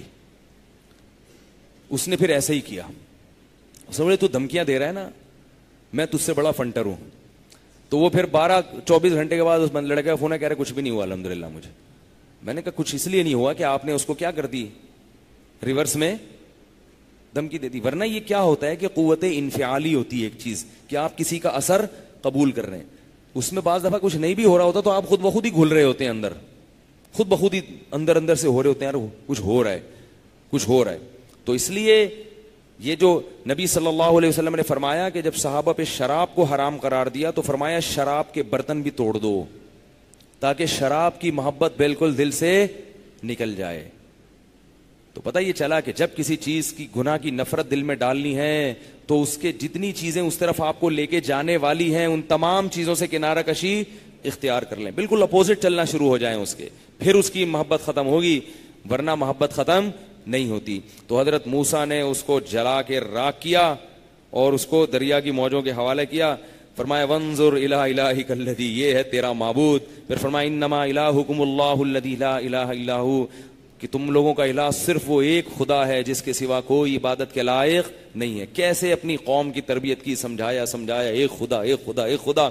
پھر جا کے بنی اسرائیل نے یہ غلطی دوبارہ نہیں کی, پھر وہ کسی بچڑے کی عبادت نہیں کی انہوں نے. اور بہت بنی اسرائیل کے واقعات ہیں پھر کہ ان کے ساتھ کیا ہوا, مختصر انشاءاللہ کل یا پرسوں بیان کروں گا. کوشش کروں گا کہ 29 رمضان سے پہلے پھر حضرت موسیٰ علیہ السلام کا تو انتقال ہو گیا تھا. پھر اللہ نے حکم دیا کہ موسیٰ علیہ السلام کی قیادت میں جہاد کرو. بنی اسرائیل نے جہاد نہیں کیا. جب نہیں کیا تو اللہ نے پھر ان کو سزا دی کہ اسی میدان میں گھومتے رہو پھر 40 سال. وہ کہتے تھے کہ جب اللہ نے خود ہی فرعون کو غرق کر دیا اور سارے کام اللہ خود ہی کر رہا ہے, تو یہ جو قوم عمالقہ ہے, جب اللہ نے بنی اسرائیل کو نجات دے دی نا اور ریاست مل گئی, اللہ کی کتاب مل گئی اور قانون مل گیا, تو اب بھائی اب تو آپ اپنے پاؤں پہ کھڑے ہو گئے ہو. اب اللہ نے ان کو حکم دیا کہ اب کیا کرو, جو تمہارے باپ دادا کا وطن تھا جہاں سے یعقوب علیہ السلام آئے تھے فلسطین سے, تم تو اصل میں فلسطین کے ہو, مصر کے نہیں ہو, اور وہاں بیت المقدس ہے, اللہ کا گھر ہے, تو وہاں پہ قوم عمالقہ کا قبضہ ہو گیا ہے, وہ کافر قوم ہے. اب تم جہاد کر کے اس قوم پہ قبضہ کرو, اللہ تمہیں زمین کی خلافت دے گا اور بیت المقدس کا والی اور وارث بنائے گا, جہاں تمہارے باپ دادا رہا کرتے تھے وہاں تمہیں حکومت ملے گی, تمہاری خلافت قائم ہوگی, پوری دنیا میں پھر تم جہاد کرو گے. ٹھیک ہے نا, جو اللہ کی ذمہ داری تھی وہ اللہ نے پوری کر دی. اب کیا کرنا ہے, اب تم نے کھڑا ہونا ہے اپنے پاؤں پر, اور پھر گھوڑے دوڑانے ہیں پوری دنیا میں, تلواریں لے کے جانا ہے پوری دنیا میں, اللہ کے قانون کو نافذ کرنا ہے. تو یہاں سے بسم اللہ اب یہاں سے ہوگی قوم عمالقہ سے. تو اگر اجازت دیں 2 منٹ میں یہ سنا دیتا ہوں, پتہ نہیں یہ موقع ملے نہ ملے دوبارہ. تو اب کیا ہوا کہ وہ کیا کہنے لگے, انہوں نے اپنے مخبر بھیجے کہ جا کے دیکھ کے آؤ یہ قوم ہے کیسی. اگر یہ چائنیز کی طرح اتنے سے ہیں نا, اتنے چھوٹے چھوٹے سے ہیں, دیکھ لیں گے. جب وہ دیکھ کے آؤ تو بڑے تگڑے تگڑے لمبے لمبے تھے. تو وہ موسیٰ علیہ السلام سے کہنے لگے ایکچولی بات یہ ہے کہ ہم اس سے لڑ نہیں سکتے, ان فیہا قوما جبارین, یہ بڑے طاقتور لوگ ہیں, وَإِنَّا لَن نَدْخُلَهَا, ہم وہاں نہیں جا سکتے. بنی اسرائیل چاہ رہے تھے کہ اللہ نے پہلے جیسے فرعون کو تباہ کر دیا نا, یہ کام بھی اللہ خود ہی کر دے. جبکہ اللہ کی عادت کیا ہے, جو بھائی تم نہیں کر سکتے وہ میں کروں گا, اور جو تم کر سکتے ہو وہ, یہ ہر چیز میں اصول چلتا ہے. ہم وہ کریں گے جو ہمارے بس میں ہے, پھر اللہ اپنی مدد کرے گا. اگر ہم وہی نہیں کر رہے جو ہمارے بس میں, پھر تھوڑی اللہ کی مدد آئے گی. تو اللہ نے کہا کہ جاؤ. تو وہ آگے کہنے لگے یا موسیٰ ان فیہا قوما جبارین, بہت طاقتور لوگ ہیں. تو اچھے لوگ بھی ہوتے ہیں, ان میں بنی اسرائیل میں 2 لوگ تھے جن پر اللہ کہتے ہیں ہم نے انعام کیا تھا. وہ کہنے لگے بھائی جب اللہ کہہ رہا ہے جا کے لڑو پیغمبر کی قیادت میں, تو اللہ ضرور فتح دے گا. یہاں تک جو اللہ ہمیں لے کر آیا ہے رسوا کرنے کے لیے تھوڑی لایا ہے, اللہ ضرور جیسے فرعون کے خلاف نصرت کی ضرور کرے گا. تو پھر بھی نہیں باز آئے, نالائق کہنے لگے یا موسیٰ اذهب انت وربک, اے موسیٰ تو جا اور تیرا رب جا. کلیم اللہ کو دیکھ رہے ہیں, اتنے بڑے پیغمبر, کیسے مدد ہوئی ہے, تمہیں ظلم سے نجات دی ہے, سب کچھ ہوا. تو کیا کہہ رہے ہیں, اے موسیٰ آپ جاؤ اور آپ کا رب جائے انا ہا ہنا قاعدون، ہم یہیں بیٹھے ہوئے دیکھ رہے ہیں، جب فتح ہو جائے تو ہمیں بتا دیں۔ حضرت موسیٰ کو بڑا غصہ آیا۔ اللہ نے بھی دیکھو حضرت موسیٰ کو کتنی آزمائشوں میں ڈالا ہے۔ یہ تو ابھی چند بہت سارے قصے بنی اسرائیل کی نالائقیوں کے رہ گئے ہیں، کیسے کیسے وہ گائے ذبح کرنے کا حضرت موسیٰ حکم دے رہے ہیں، وہ کہہ رہے ہیں گائے نہیں ہے، کیسی گائے ہونی چاہیے، یہ ہونی چاہیے۔ اتنا تنگ کیا حضرت موسیٰ علیہ السلام کو کہ ہمارے نبی صلی اللہ علیہ وسلم نے ایک دفعہ کسی نے آپ صلی اللہ علیہ وسلم کو تنگ کیا تو آپ نے فرمایا اللہ موسیٰ پہ رحم کرے، موسیٰ کی قوم نے موسیٰ کو اس سے بھی زیادہ تنگ کیا تھا۔ مال غنیمت جب فتح مکہ ہوا نا تو مال غنیمت کی تقسیم میں کسی نے اعتراض کیا، وہ نئے نئے مسلمان ہوئے تھے، نوجوان تھے بالکل، تو انہوں نے کسی نے اعتراض کر لیا، بعض نے کہا کہ وہ منافق تھے واللہ عالم، کسی نے اعتراض کیا کہ اس دفعہ تقسیم صحیح نہیں ہوئی ہے۔ آپ صلی اللہ علیہ وسلم کا چہرہ غصے سے سرخ ہو گیا، آپ نے فرمایا نبی بھی اگر صحیح تقسیم نہیں کرے گا پھر کون کر سکتا ہے؟ پھر آپ صلی اللہ علیہ وسلم نے اپنے غصے کے کڑوے گھونٹ کو نگلا اور فرمایا اللہ موسیٰ پہ رحم کرے، موسیٰ کو اس سے زیادہ ستایا گیا تھا ان کی قوم نے۔ تو پھر انصار صحابہ نے کہا یا رسول اللہ یہ ہمارے یعنی ان کی طرف سے عذر کیا کہ اس نوجوان کو سمجھایا کہ بعد میں کہتے ہیں کہ وہ بہت بڑے فتنے کا وہ اس کی اولاد میں خوارج پیدا ہوئے واللہ عالم۔ تو حضرت موسیٰ علیہ السلام نے کیا کہا؟ جاؤ گائے کو ذبح کرو، تو کہنے گائے نہیں ذبح ہو سکتی، یہ کیسے ہو سکتا ہے، یوں کا ہو سکتا ہے، ہر چیز میں، کیونکہ وہ غلام رہ کے نا وہ مینٹل اپروچ کیا ہو گئی تھی۔ بوتل کا جن سنا ہے آپ نے؟ بوتل کا جن کبھی سناؤں گا قصہ۔ اب جب ان کو حکم دیا تو وہ نہیں جا رہے۔ اللہ نے پھر حضرت موسیٰ علیہ السلام نے اور بھی بہت ساری نالائقیاں کر چکے تھے، وہ اللہ سے ہم کلام ہونے جا رہے ہیں، تورات لینے جا رہے ہیں، تو قوم کہہ رہی ہے کہ ہمیں بھی لے کے جائیں، ہم گواہ بننا چاہتے ہیں کہ اللہ ہی دے رہا ہے، ایسا تو نہیں کہیں اور سے اٹھا کے لے آئیں۔ حضرت موسیٰ کو غصہ آتا، اب یہ جتنے معجزے دیکھے ہیں اس کے بعد بھی یقین نہیں آ رہا، تو پھر 70 آدمیوں کو نا گواہ بنا کے بھیجا گیا کہ قوم کے بڑے بڑے سردار چنے گئے 70، وہ گئے ہیں، وہ وہاں جا کے کیا کہہ رہے ہیں، یہ کوہ طور پہ تورات تو ہم نے دیکھ لی اور اللہ کا ہم نے کلام بھی سن لیا کہ آپ سے ہم کلام ہو رہا ہے، لیکن ہم دیکھنا چاہتے ہیں، نظر بھی آئے اللہ ہمیں۔ اللہ تو حضرت موسیٰ نے نہیں دیکھا، حضرت موسیٰ نے کہا اللہ تمہیں اپنے زیارت کروائے گا نالائقوں۔ اللہ کو اتنا غضب آیا کہ اللہ نے 70 کے 70 کو وہیں موت دے دی، مر گئے سارے۔ اتنا غضب آیا کہ یہاں کے کیا کہہ رہے ہیں اللہ کو دیکھیں گے ہم۔ اب موسیٰ علیہ السلام نے کہا اللہ جو گواہ تھے وہ تو مر گئے، میں اپنی قوم کو کیا بتاؤں گا جا کے، میں جب جاؤں گا تو جیسے یہ نالائق تھے قوم بھی ویسی ہی ہے نا، قوم بھی کیا ہے ویسی ہی تو ہے وہ۔ تو قوم کہے گی کہ جن کو ہم نے گواہ بنا کے بھیجا تھا جو اپنی آنکھوں سے دیکھیں تورات مل رہی ہے آپ کو، تو وہ گواہ تو سارے موسیٰ وہ تو کیا کریں گے، وہ تو مجھے بھی وہ کرنا شروع کر دیں گے۔ پھر اللہ نے ان 70 کو دوبارہ زندہ کیا ہے۔ جتنے لاڈ بنی اسرائیل کے اٹھائے گئے ہیں یہودیوں کے، اتنے لاڈ دنیا میں کسی قوم کے نہیں اٹھائے گئے۔ تبھی جب اس قوم کی نالائقی حد سے بڑی ہے، اللہ نے کہا کہ اس کے بعد میں نے یہودیوں سے بنی اسرائیل سے دنیا کی قیادت چھین لی، اور یہ قیادت اللہ نے کس کو دے دی؟ اب یعقوب علیہ السلام کی اولاد سے قیادت اللہ نے چھین لی اور کس کو دے دی؟ اسماعیل علیہ السلام کی اولاد۔ فرمایا اب نبی کس میں آئے گا؟ محمد صلی اللہ علیہ وسلم۔ اور بنی اسرائیل کے صرف اتنا نہیں، آگے بھی بہت کچھ ہوا ہے، بہت سارے پیغمبر موسیٰ علیہ السلام کے بعد آئے ہیں، ان کو ستانا شروع کر دیا، سلیمان علیہ السلام، داؤد علیہ السلام، زکریا علیہ السلام، عیسیٰ علیہ السلام اور الیاس علیہ السلام، اتنا ستاتے ستاتے حضرت عیسیٰ آخری پیغمبر آئے ہیں۔ اللہ نے کہا اب بنی اسرائیل میں کوئی پیغمبر نہیں آئے گا، اور اللہ نے فرمایا ضُرِبَتْ عَلَيْهِمُ الذِّلَّةُ، ان پر اللہ نے ذلت کو دے مارا، وَالْمَسْكَنَةُ، اور وَبَاءُوا بِغَضَبٍ مِّنَ اللَّهِ، قیامت تک اللہ فرماتے ہیں اللہ کے غضب کے مستحق ہو گئے۔ تبھی دنیا میں یہودی لفظ کیا بن گیا ہے؟ گالی بن گیا ہے۔ کسی کو یہودی بول دو نا، عیسائی کو بھی، وہ کہے گا یار کوئی تمیز سے بات کرو، کیا کہہ رہے ہو مجھے تم، اتنی بڑی گالی بن گیا ہے وہ۔ تو یہ اس وجہ سے کہ جتنا ان کو پروٹوکول ملا ہے اتنا دنیا میں کسی قوم کو نہیں ملا۔ 70 گواہوں کو اللہ نے زندہ کر دیا، بولا کہ جاؤ بھائی۔ تو اب کیا ہوا کہ وہ 70 گواہ دوبارہ آئے اور پھر گواہی دی انہوں نے۔ تو ایسے بہت ساری نالاقیاں ہیں۔ تو پھر جب جہاد نہیں کیا تو موسیٰ علیہ السلام نے کہا اللہ میرے اور اس قوم کے درمیان تو جدائی ڈال دے۔ اتنا تو فرعون تنگ نہیں کر رہا جتنی یہ قوم تنگ کر رہی۔ فَفْرُقْ بَيْنَنَا وَبَيْنَ الْقَوْمِ الْفَاسِقِينَ، اے اللہ میرے اور اس فاسق قوم کے درمیان جدائی ڈال دے۔ یہ تو برداشت سے باہر ہے۔ نتیجہ کیا نکلا ہے؟ اللہ نے فرمایا فَإِنَّهَا مُحَرَّمَةٌ عَلَيْهِمْ 40 سَنَةً، یہ 40 سال تک اسی میدان میں گھومتے رہیں گے اور انہیں اب شہر کی زندگی نہیں. ان کو تو گاؤں سے اٹھا کے میں شہر لے کر آیا تھا, ان پر احسان کیا تھا یہ اللہ, اور اب ان کو کہہ رہا ہوں جاؤ شہر حملہ کرو, وہاں جاؤ تمہیں سب کچھ نعمتیں ملیں گی, لیکن اب یہ جہاد کرنے کے لیے تیار نہیں ہے. تو 40 سال تک اس تیہ کے میدان میں بھٹکتے رہیں گے. تو 40 سال پھر بنی اسرائیل اسی میدان بالکل سورج کے نیچے پڑے رہتے تھے, اور جاتے تھے سفر کر کے, جب صبح اٹھتے تو جہاں سے نکلے تھے وہیں صبح پڑے ہوئے ہوتے تھے. اللہ نے کہا 40 سال تک کسی ٹھکانے پہ پہنچو گے ہی نہیں.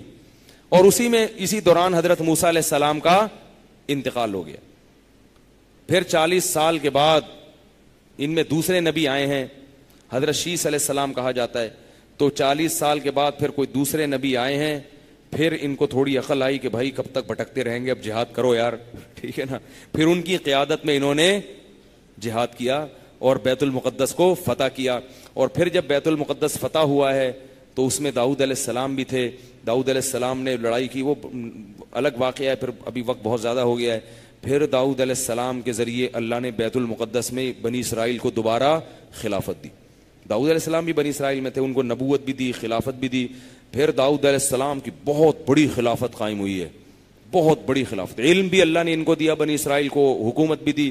اور پھر جناب داؤد علیہ السلام کا انتقال ہوا تو سلیمان علیہ السلام کو ان سے بھی بڑی حکومت ملی ہے, ان کے بیٹے تھے. سلیمان علیہ السلام کی اولاد بہت ہوئی ہے بنی اسرائیل. داؤد علیہ السلام کی بہت اولاد ہوئی. داؤد علیہ السلام کی 700 بیویاں تھیں, 700. آپ لوگ نہیں کرنا, سوچنا بھی نہیں, ٹھیک ہے نا. اور سلیمان علیہ السلام کی 100 بیویوں کا ذکر صحیح بخاری میں ہے. پہلے زمانے میں اجازت تھی جتنی کرو. تو سلیمان علیہ السلام نے اتنی زیادہ شادیاں کی تھی تاکہ نسل بڑھے. بنی اسرائیل تیزی سے شہید ہو رہے تھے میدان جنگ میں, تو وہ نسل بڑھانے کے لیے, افرادی قوت کو بڑھانے کے لیے, تو پھر ان میں جو ہے نا لوگ پیدا ہوئے, تو اللہ نے ان کو دوبارہ سے زمین کی خلافت اور حکومت عطا کر دی.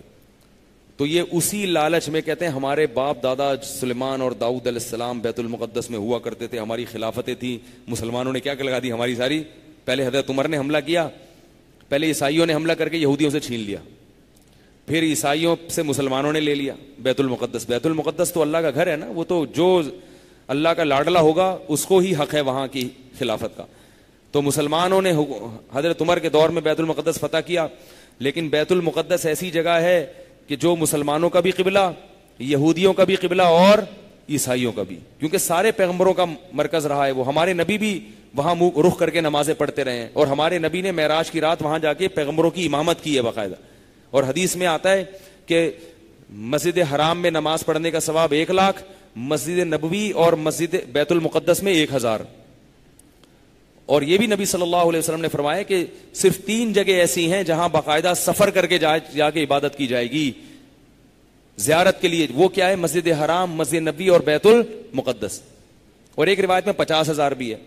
تو وہاں بیت المقدس میں ہزاروں پیغمبر ہیں. اس زمین کو اللہ نے, کیونکہ بنی اسرائیل کے ہزاروں پیغمبر آئے ہیں بیت المقدس میں, تو وہ جگہ تھی. اب وہ یہودی بھی اس کے پیچھے, مسلمان بھی اس کے پیچھے, اور عیسائی بھی.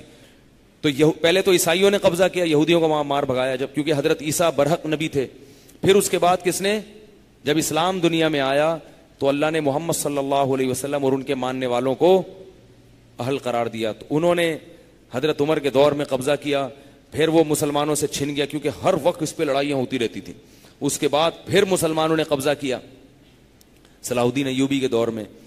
پھر یہ مسلمانوں کے ہاتھ سے کب نکلا؟ تقریباً 1920 کے لگ بھگ.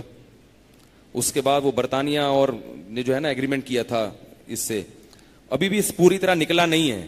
اس کے بعد سے یہودی کوشش میں لگا ہوا ہے اور فلسطین کے مجاہدین لوہے کے چنے چبوا رہے ہیں, ان کو دے نہیں رہے. پوری دنیا نے فلسطینیوں کو چھوڑ دیا ہے, سب بھول گئے ان کو, مگر وہ پھر بھی الحمدللہ ڈٹے ہوئے ہیں. وہاں کی عورتیں بھی مجاہد, وہاں کے مرد بھی مجاہد. ایک دفعہ ایک فلسطینی آئے تھے جامعۃ الرشید میں, کافی پرانی بات ہے. وہ کہہ رہے تھے کہ ہم وہاں فلسطین میں رہتے ہیں اور ہمارا یہ نظریہ ہے کہ مسجد اللہ کا گھر ہے, اللہ کے گھر میں کی چابی یہودی کے ہاتھ میں نہیں دی جا سکتی, کچھ اور لے لو, یہ نہیں ملے گا تمہیں. ایسی فائٹ کی ہے نا ان لوگوں نے. لیکن یاد رکھو اب یہودی نے پلان پتہ ہے کیا بنایا ہے؟ بیت المقدس کو چھیننے کا. اب وہ کہہ رہے ہیں کہ بیت المقدس کا جہاں جہاں سے تعاون ہوتا ہے, کیونکہ ان کو ڈر کیا ہے کہ بڑی بڑی مسلمان ریاستیں ہیں جو رکاوٹ بن رہی ہیں, اور یہودیوں کو پھر حضرت عمر نے بھی مدینہ سے بھی نکالا. میں نے خود قلعہ جا کے دیکھا ہے مدینہ منورہ میں کہ سارے قلعے مسمار ہو گئے ہیں. یہودیوں کا جو قلعہ تھا وہ آج تک محفوظ ہے, اور اقوام متحدہ نے وہاں سائن بورڈ لگایا ہوا ہے, تاریخی یعنی تاریخی آثار قدیمہ.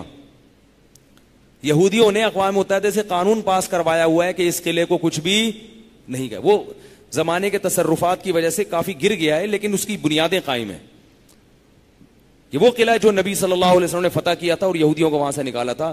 تو یہودی آج بھی اس کوشش میں لگے ہوئے ہیں کہ مدینہ میں اپنے وہ قلعے اور مدینہ میں جو اپنی ریاست تھی وہ واپس لی جائے, فلسطین میں خلافت قائم کی جائے, اور اس کی حدود کہاں تک ہو, اس میں مدینہ بھی آتا ہو.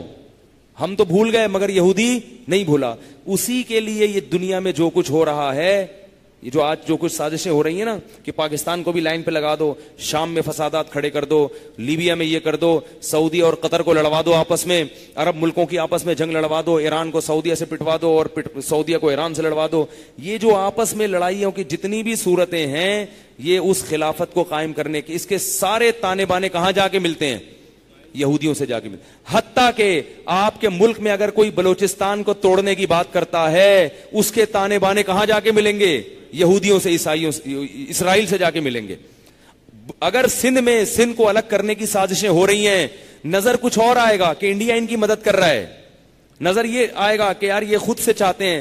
لیکن آپ اگر گھسو گے نا اندر تو پتہ یہ چلے گا کہ اس کے پیچھے کیا ہے, اسرائیل ہے. تو ان کے پورے پلان بن چکے ہیں, پورے نقشے بن چکے ہیں. سمجھ میں آ رہی ہے بات؟ تو اس لیے یہ قرآن کے حوالے سے ان چیزوں کو سمجھنا بہت زیادہ ضروری. اس پہ ایک سائنسدان نے بڑی زبردست ڈاکومنٹری بنائی ہے یہودیوں کی ان سازشوں پہ. اگر کبھی موقع ملے, کوئی مجھے بھی موقع ملا آپ لوگوں کو وہاں لے جانے کا, تو میں انشاءاللہ ضرور آپ لوگوں کو بتاؤں گا. اگر انہوں نے یہ ڈاکومنٹری کھلے عام سب کو دکھائی, اس سے پتہ چلے گا کہ اس وقت دنیا میں ہو کیا رہا ہے. ہر فساد کے پیچھے کون ہے, اسرائیل کھڑا ہوا ہے. افغانستان میں اگر ہو رہا ہے, امریکہ اور برطانیہ کو یہ الو بنا رہے ہیں. عیسائیوں سے مسلمانوں کی دشمنی نہیں ہے, جنگ نہیں ہے. امریکہ کو خام خواہ میں مسلمانوں سے افغانستان میں پٹوا دیا. امریکہ کا افغانستان سے کوئی اختلاف نہیں تھا. آپ کو پتا ہے, میں نے خود صدر اوباما کا جب حکومت میں بیان سنا کہ اسرائیل غلط کر رہا ہے, اسرائیل دنیا میں امن نہیں چاہتا, اگلے دن اسامہ نے معذرت کی ہے, ایکسکیوز, معذرت کی ہے کہ سوری میں نے تھوڑا زیادہ بول دیا. اس سے پتہ چلتا ہے کہ امریکہ بھی جو کر رہا ہے وہ چاہتا, وہ یہ نہیں چاہتا کہ میں یہ کچھ کروں, اس کو پتا ہے کہ یہ کیا ہو رہا ہے میرے ساتھ. لیکن گھسا ہوا کون ہے اس میں, بیوروکریسی میں کون گھسا ہوا ہے, یہودی. ایک آخری بات بتا کے اپنی بات ختم کرتا ہوں. یہودیوں نے جو اسکول بنائے ہوئے ہیں نا, پتہ ہے کیسے ہیں, صرف 50 آدمی اس سے فارغ ہو کے نکلتے ہیں. پورا فنڈ خرچ کرتے ہیں کتنے افراد پر, صرف اور صرف 50 پر. ہزاروں میں سے 50 کو منتخب کرتے ہیں, ان 50 میں سے 8-10 سال پڑھا کے 5 کو سلیکٹ کرتے ہیں. لیکن وہ 5 پھر کہاں جاتے ہیں, وہ یا امریکہ کی سینٹ میں جاتے ہیں. وہ کوئی ملٹی نیشنل کمپنی کا مالک بنا ہوا ہوتا ہے, وہ بڑی اونچی اونچی پوسٹوں پہ لے جا کے اس کو گھسا دیتے ہیں. پھر وہ جا کے قوموں کی تقدیروں سے کھیلتا ہے. تو یہ ان کی پالیسیاں ہیں, اور ہم لوگوں کی کوئی پالیسی ہے ہی نہیں. ہم دھرنے دینے والے لوگ ہیں, ہمارے پاس اسکول ہی نہیں ہے کہ ہم ان اسکولوں سے ایسے ایجوکیٹڈ کوالیفائڈ لوگ نکالیں جو آرمی میں جائیں, جو ججز بنے. ہم ججوں کو برا بھلا کہنا جانتے ہیں, ہم آرمی کو برا بھلا کہنا جانتے ہیں, لیکن ایسا نہیں کرتے کہ یار یہ اسکول سے پڑھ کر ہم ایسے افراد دیں اپنی قوم کو, اپنے ملک کو, کہ وہ قوم کی تقدیریں سنبھالیں. کوئی اچھے اسکول بنائیں, ہم اچھے کالج بنائیں. ہم بناتے ہی نہیں ہیں. جو دیندار آدمی ہوگا وہ ان چیزوں پہ سوچتا ہی نہیں ہے. تو جب آپ کوئی پلاننگ نہیں کریں گے, آپ کوئی اسٹریٹجک نہیں بنائیں گے, تو پھر اللہ کا قانون کیا ہے کہ جو محنت کرتا ہے اس کو پھل ملتا ہے, جو نہیں کرتا وہ پٹتا ہے. تو اللہ نے یہودیوں کو بھی پیٹا تھا جب انہوں نے محنت نہیں کی تھی, ٹھیک ہے, اب ہم پٹ رہے ہیں. تو اس لیے دین کی تعلیم کے ساتھ ساتھ دنیاوی تعلیم بہت زیادہ ضروری ہے ان لوگوں کے لیے جو ملک اور قوم کے خیر خواہ ہیں. کسی بھی لحاظ سے جو آپ کو دینی یا دنیاوی تعلیم سے روک رہا ہے تو وہ آپ کا خیر خواہ نہیں ہو سکتا. یہ تعلیم کے شعبے آپ نے اپنے قبضے میں لینے ہیں تاکہ لوگ جو تیار ہو کے نکلیں وہ آپ کے لوگ. اور یہ کوشش الحمدللہ اس وقت یہ سعادت جامعۃ الرشید کو حاصل ہے. پورے ملک میں جامعۃ الرشید نے، بلکہ پورے بر صغیر میں، برما، بنگلہ دیش، انڈیا، پاکستان، اس میں الحمدللہ جامعۃ الرشید نے اس طرف سوچنا شروع کیا ہے کہ بھائی ایک ہی چھت کے نیچے علماء بھی پیدا کرو، سائنسدان بھی پیدا کرو، فوج میں جانے والے آفیسرز بھی یہیں سے جائیں، ججز بھی یہیں سے جائیں. وجہ کیا ہے کہ مسلمانوں کا ماضی یہی تھا. آپ کو پتا ہے کہ البیرونی کتنا بڑا سائنسدان تھا فلکیات کا، اور امام غزالی کتنے بڑے عالم تھے، کتنے بڑے مفتی تھے. یہ دونوں ایک کمرے میں ایک چھت کے نیچے بیٹھ کے پڑھے ہیں. نہیں یاری سمجھ میں تو رہنے دو یار. اس وقت اسلامی تاریخ میں دینی مدرسے اور یونیورسٹیوں کا الگ الگ تصور نہیں تھا. اس وقت یہ تھا بھائی یہ سلیبس ہے، جیسے مختلف نصاب ہوتے ہیں نا، آپ نے کیمسٹری پڑھنی ہے یا آپ نے جناب فزکس پڑھنی ہے، آرٹس پڑھنی ہے، سائنس پڑھنی ہے، یہ ہوتا ہے نا. اسکول ایک ہی ہوتا ہے، کالج ایک ہی ہوتا ہے، شعبے مختلف ہیں. پہلے ایسا نہیں ہوتا تھا کہ مولوی الگ بنے گا، اس کا بالکل الگ ماحول ہوگا، اور ڈاکٹر اور حکیم اس کا بالکل الگ ماحول ہوگا. ایسا نہیں ہوتا تھا. ہر قسم کے علوم ایک ہی چھت کے نیچے بیٹھ کے پڑھائے جاتے تھے. بھائی آپ نے سائنسدان بننا ہے، آ جاؤ. آپ نے عالم بننا ہے، محدث بننا ہے، مفتی بننا ہے، آپ آ جائیں. تو ایک ہی چھت کے نیچے سے فارغ ہو کے نکلتے تھے. یہ سائنسدان بھی، علماء بھی، ان سب کا لباس ایک جیسا ہوتا تھا. ان سب کا کیونکہ ایک ہی جیسی تربیت ہوتی تھی نا.